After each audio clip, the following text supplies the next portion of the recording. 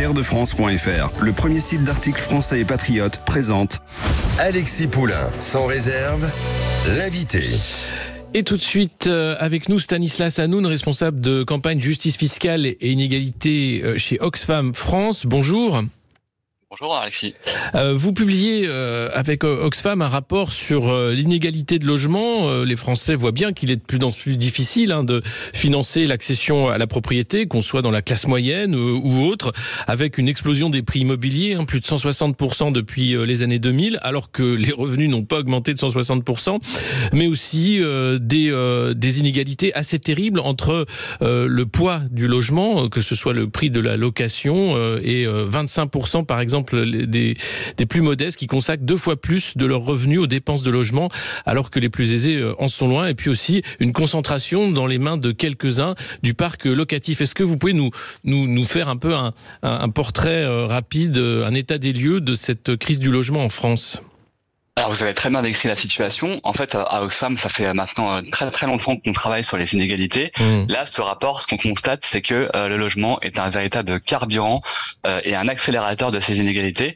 Vous l'avez dit, il y a plusieurs choses. Le logement, d'abord, en termes de dépenses contraintes, le logement occupe une grosse place dans le budget des ménages. En 1960, on était à 9,5% du budget. Aujourd'hui, on est à 23%. Et évidemment, ça impacte en premier lieu les personnes les plus fragiles, les personnes précaires, les plus jeunes, les seniors, et donc ça c'est le constat qu'on fait de départ. Après, cette accélération de ces inégalités, cette bombe sociale qui a été beaucoup évoquée ces derniers mois, en fait, elle a plusieurs facteurs qui l'ont déclenché. D'abord, il y a le désengagement progressif de l'État qu'on a constaté et qui en fait intervient dans différentes parties de ce logement.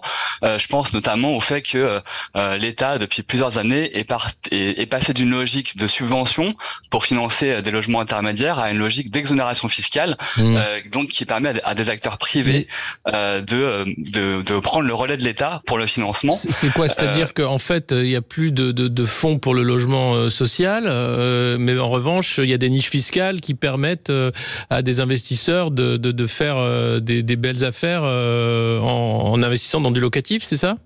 Exactement. Alors en fait, évidemment, c'est pas un sujet qui est massif, c'est vraiment propre à ce logement intermédiaire et également, pour en parler après, aux résidences spécialisées pour les seniors et les étudiants. Mais on assiste en fait à une financiarisation, c'est-à-dire à une captation du logement qui est un droit fondamental. En fait, tout le monde devrait avoir accès à un logement abordable et décent, et on voit que c'est pas le cas. C'est pas le cas parce que il y a ce désengagement de l'État, cette reprise par des acteurs privés qui ont une logique de rentabilité, et donc c'est ça qui fait que ce sont les plus fragiles qui en pâtissent, parce que du coup logique de rentabilité égale potentielle hausse des prix, notamment je pense aux résidences étudiantes et aux résidences seniors qui du coup bénéficient d'acteurs privés qui ont pris le relais.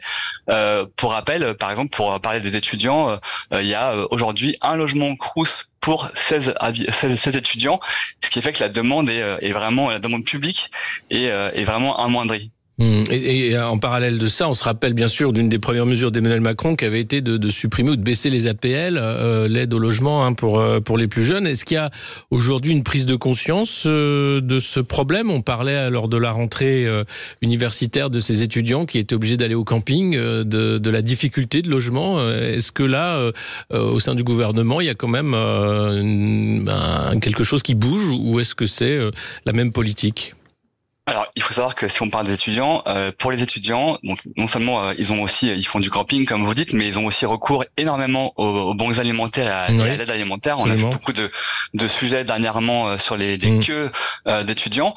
En fait, il faut savoir que le logement pour un étudiant, ça représente entre 44 et 60% de son budget, donc c'est colossal. Donc c'est vraiment une des populations les plus fragiles lorsqu'on parle de la crise du logement, qui est une bombe sociale. Le gouvernement fait ce qu'il peut, c'est extrêmement insuffisant. Il y a assez peu de mesures qui ont été mises en place pour les étudiants. Donc clairement, il faut vraiment prendre ce problème à bras le corps. Le logement, c'est une crise multifactorielle. Et donc clairement, le gouvernement n'est pas du tout à la hauteur par rapport à ça. Mais parce qu'il y a le problème étudiant, il y a aussi le problème du mal logement, défendu aussi par la Fondation Abbé Pierre et d'autres associations, où là on a des familles qui sont logées dans des taudis ou dans des passoires thermiques. Est-ce que là aussi il y a un vrai problème sur l'existant, au-delà de ce qu'on pourrait construire de nouveaux logements?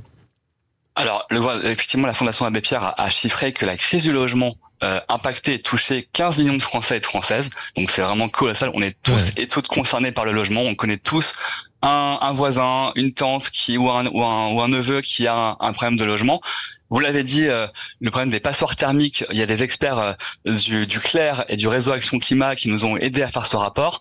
La passoire thermique, c'est un vrai enjeu dans la mesure où qui pâtit en premier lieu des passoires thermiques, ce sont les plus fragiles, puisque habitant dans une passoire thermique, ils sont souvent dans des quartiers difficiles ou en banlieue ou dans des zones en périurbaine, ils ont du coup une facture beaucoup plus importante en termes de chauffage par exemple ou d'électricité. Et du coup, ce sont évidemment les premiers fragilisés qui pâtissent de ce manque de rénovation thermique. À la fois la facture de chauffage, mais aussi la chaleur l'été avec les températures qui ne font qu'augmenter chaque été. Donc c'est un problème toute l'année en réalité, la passoire thermique. Complètement, vous l'avez dit. Et donc c'est pour ça qu'il y a un vrai enjeu, d'une part de réguler, que l'État prenne sa part et qu'on inverse la tendance actuelle qui est de laisser la part à ces acteurs privés. Et donc il y a un vrai enjeu de financer pour la transition écologique les passoires thermiques pour leur redonner et surtout aussi pour pouvoir empêcher, notamment c'est ce que fait Airbnb, la location de passoires, enfin de logements qui sont fléchés F et E, etc. Donc voilà, il y a un vrai enjeu de réguler un petit peu toute cette économie du logement avec un État beaucoup plus fort. D'ailleurs, à propos de cette régulation, enfin, il y a plus de 3000 enfants qui dorment à la rue, à Paris également, et on a appris que le nombre de logements inoccupés à Paris atteint 18,8% du parc immobilier en 2020. C'est une vraie explosion de logements inoccupés. Parfois, ces logements appartiennent à des propriétaires franciliens, parfois multipropriétaires. Et la ville de Paris voudrait remettre 100 000 logements sur le marché avec une taxation des résidences secondaires notamment. Il y a des leviers qui sont possibles quand même pour remédier à cette crise du logement. Alors il y a beaucoup de leviers, vous l'avez dit. Donc on parlait des multipropriétaires. En fait, il faut savoir que les multipropriétaires bénéficient d'une fiscalité extrêmement avantageuse, puisque cette fiscalité protège notamment le capital et particulièrement le capital immobilier, le patrimoine immobilier. Les 10% qui ont le plus gros patrimoine immobilier, le plus gros patrimoine, les 10% les plus riches en termes de patrimoine, possèdent et captent 44% du patrimoine immobilier global. Si je vous donne un autre chiffre, on a aujourd'hui 3,5% des ménages qui détiennent 50% du parc locatif en France. Donc c'est vraiment, on voit bien qu'il y a des vraies inégalités qui sont en jeu là-dedans. Donc aujourd'hui, la moitié des logements à la location en France sont en fait dans les mains de 3,5% de Français, de ménages les plus riches. Tout à fait. Et donc, évidemment, la fiscalité est un vrai levier pour redresser la barre. Avec nous, à Oxfam, on défend une taxation sur les super héritages, donc une taxation qui concernerait uniquement les héritages au-dessus de 13 millions d'euros. Donc, c'est pas du tout monsieur et madame tout le monde, c'est vraiment les ultra-héritages, les ultra-riches. Qui correspondent à peu près à 0,1% de ces héritiers. Donc ça, c'est un premier levier. Le second levier, vous parliez des logements vacants à Paris notamment, mais on sait aussi ailleurs, il y a un enjeu de régulation de Airbnb, puisque Airbnb, en France, au global, il y a 1 million de logements Airbnb qui sont dans le marché français. La France, c'est le premier marché européen de Airbnb. Donc il y a un vrai enjeu de régulation de Airbnb par rapport à ça, parce qu'il y a une vraie disparité territoriale. Il y a des zones tendues avec des villes. On a vu à Marseille notamment, où il y a eu des habitants de quartier qui ont cassé les boîtes à clés Airbnb en disant que ça suffisait parce qu'on ne pouvait plus se loger dans ces quartiers populaires. Il y a un ras-le-bol aussi des habitants des villes face à ce phénomène Airbnb. Et pourquoi la France est numéro 1 en Europe? C'est parce qu'on a une législation laxiste? Alors déjà, il y a aussi évidemment l'attrait touristique. Ouais. Il y a beaucoup de gens qui profitent du fait que Paris est une ville extrêmement touristique. Il y a le Pays Basque, etc., les côtes.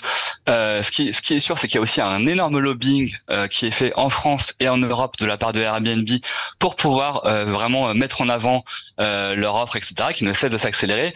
Airbnb, au tout début de sa création, c'était vraiment de l'échange comme ça, de façon extrêmement... voilà, la course au profit était pas du tout là. Aujourd'hui, il y a évidemment de l'évasion fiscale côté Airbnb, puisque leur siège se trouve dans des paradis fiscaux. Et puis il y a aussi le fait que les logements vacants, on en parlait pour revenir sur les logements vacants, en fait, une des choses qu'on demande nous côté Oxfam, c'est que on puisse donner la possibilité aux communes et aux maires notamment de réguler au niveau local cet enjeu de Airbnb pour notamment interdire la location courte durée des résidences secondaires, parce qu'évidemment les résidences principales, voilà, ça peut aussi mettre un peu de beurre dans les épinards, mais les résidences secondaires, c'est vraiment un problème parce qu'il y a plein de logements qui sont vacants à cause de Airbnb, parce qu'ils sont laissés vacants pour pouvoir être juste loués l'été par exemple. Mais les propriétaires vont vous dire que le droit à la propriété est inaliénable. Là, les lois seraient difficiles à faire, en l'occurrence, pour imposer location ou non à des propriétaires. Alors c'est en ça que nous, on est extrêmement favorable aussi à ce qu'on mette dans la Constitution le droit au logement. Comme vous l'avez dit, le droit à la propriété est dans la Constitution. Il n'y a pas de raison de ne pas mettre le droit au logement également, afin de rééquilibrer les choses et que du coup l'État soit davantage plus puissant et qu'on puisse effectivement mettre moins en cause devant les tribunaux et autres ce droit inaliénable qui est le droit au logement, qui est un droit fondamental et encore une fois qui fragilise vraiment les personnes les plus fragiles. Parce que au-delà des personnes fragiles, un des vrais problèmes, c'est l'accession à la propriété aussi. Le fait que aujourd'hui, acheter son logement devient de plus en plus difficile, même quand on est travailleur, qu'on a un salaire et qu'on pourrait, mais avec la hausse des taux d'intérêt, la difficulté d'avoir des prêts bancaires, ça devient quasiment impossible pour de nombreux Français. Alors il y a la hausse des taux d'intérêt, vous l'avez dit, il y a également le prix de l'immobilier, le prix du foncier qui est colossal, qui a été on l'a dit en introduction, le prix de l'immobilier a été multiplié par 4 depuis 20 ans, alors que les revenus, eux, comme vous l'aviez dit aussi, n'ont pas augmenté, en tout cas pas multiplié par 4. Donc ça c'est un enjeu crucial, donc également de veiller à ce qu'on puisse encadrer notamment le prix du foncier et le prix de l'immobilier. Est-ce qu'il y a d'autres pistes que vous avez mis dans ce rapport pour les pouvoirs publics pour changer un peu la donne et éviter cette crise du logement ? Donc il y a vraiment ce côté renforcer les services publics avec cette mise dans la Constitution française du droit au logement. Il y a également vraiment faire en sorte qu'on puisse avoir un État beaucoup plus fort et donc des services publics beaucoup plus forts. Au niveau fiscal, je l'ai dit, il y a un vrai enjeu par rapport à une taxation des super-héritages de façon à limiter les résidences, de façon à limiter les résidences secondaires, je l'ai dit également. On a des propositions notamment de supprimer la flat tax sur les dividendes pour justement faire en sorte que ces acteurs financiers qui ont financiarisé et qui ont fait du logement une marchandise puissent être régulés, voire interdits, comme par exemple les sociétés immobilières cotées qui commencent à préempter un petit peu certains marchés comme celui des résidences étudiantes et seniors. Merci beaucoup Stanislas Hanoun. Je rappelle que vous êtes responsable de campagne justice fiscale et inégalité chez Oxfam France. Et sur le site de Oxfam, il y a un appel à témoignage également par rapport à cette crise du logement. N'hésitez pas à aller voir. On se retrouve dans un instant pour la suite de Poulain sans réserve jusqu'à 13h. À tout de suite. Sud Radio, midi 13h, Alexis Poulain sans réserve.